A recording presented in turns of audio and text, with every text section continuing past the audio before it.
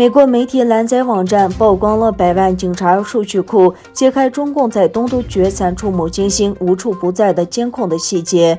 通过监视获得的数据库似乎由乌鲁木齐公安局和新疆公安局维护和使用，还包含来自国家互联网安全和保护局单位的文件。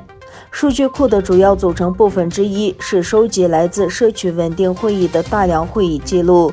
警察辅助人员或由公民警察讨论了他们所在地区1周前发生的事情，还包含各种相关档案，概述了治安和情报优先事项以及情报摘要、检查的当地设施、探视被拘留者的家人以及社区可疑人员的最新信息。警察文件中用严厉和挑衅性的措辞来描述反维吾尔人和伊斯兰教习俗的运动。关于外部影响或其他各种有害影响的妄想症的词汇反复出现。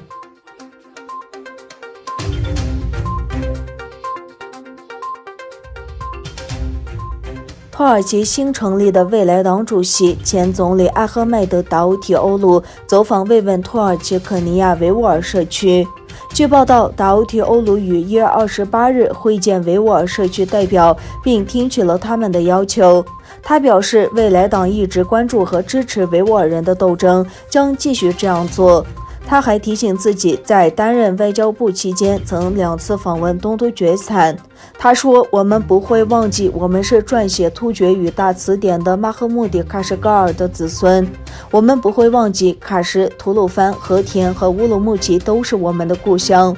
可能有些人今天忘记了这一点。今天有些人为了微妙的经济利益而对东突厥散犯下的非人道罪行保持沉默，但是你很了解我，东突厥散始终在我的心中。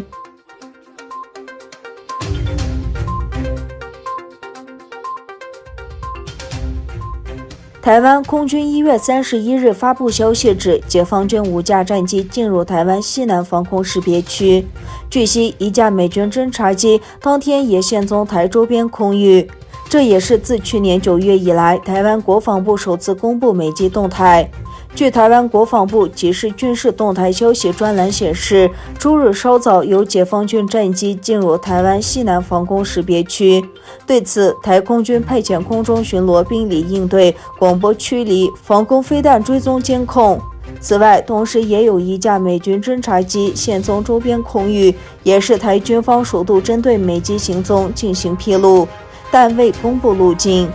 台军方23日曾发布消息指，解放军13架战斗机当天进入了台湾西南防空识别区，创下今年纪录。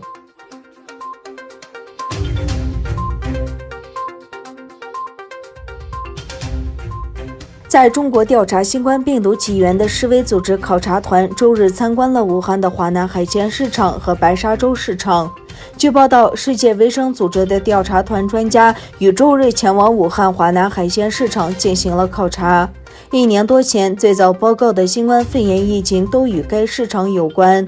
在国内和国外，中国面临在2019年年底新冠病毒传播初期刻意隐瞒的指责。而这次世卫专家的考察之行也是以疫情为由多次推迟。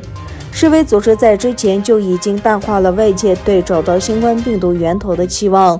参观过程并未公开，因为媒体人员被禁止进入市场，考察团也没有接受记者采访。